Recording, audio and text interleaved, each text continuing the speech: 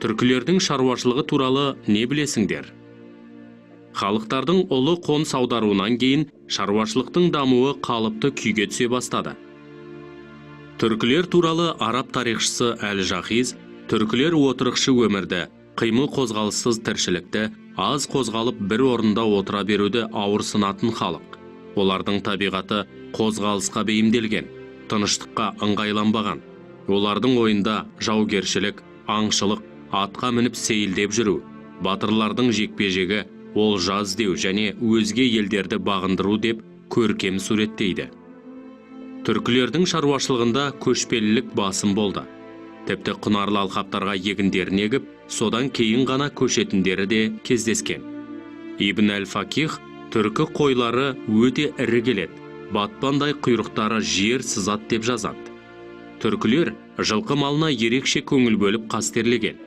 Әл-Жахиздің сөзімен айтқанда, түркі жерден гөрі ат үстінде көп отырады дейді. Аң аулау мен балық кәсіпшіліктері де жақсы дамыды. Түркілердің әскери өнерінің ерекшеліктері қандай? Түркілердің елін, жерін жаудан қорғайтын қалың әскері болған.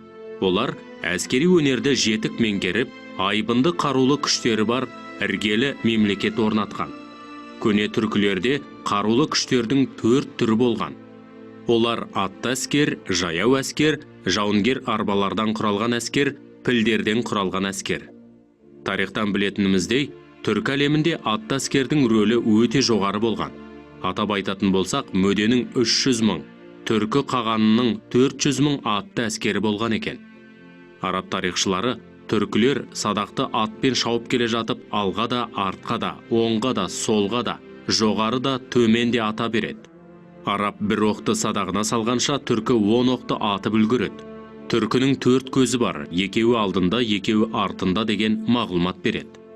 Түркілердің қаруы ату, кесу, шабу, түйреу және соғу қаруы деп 5 түрге бөлінген. Түркілердің қолданбалы өнері туралы не білесіңдер? Материалдық мәдениеттің дамуы ең алдымен еңбек құралдарын дайындаудан көрініс тапты. 6-8 ғасырларда еңбек құралдарының негізгі түрлері көбіне темірден дайындалды. Түркілерде 6-12 ғасырларда жазғы үйдің 2 түрі болды. Киізбен жабылған киіз үй және дөңгелектер үстіне орнатылған күйме үй. Қысқы үйлер сабаннан, шымнан, қамыстан, Алтай ертіс бойында бөрене ағаштан жасалды. Киімдеріне мал, аң терлерін көбірек пайдаланды. Әл-Якуби түркілерді киіз басуға ең шебер халық деп сипаттаған.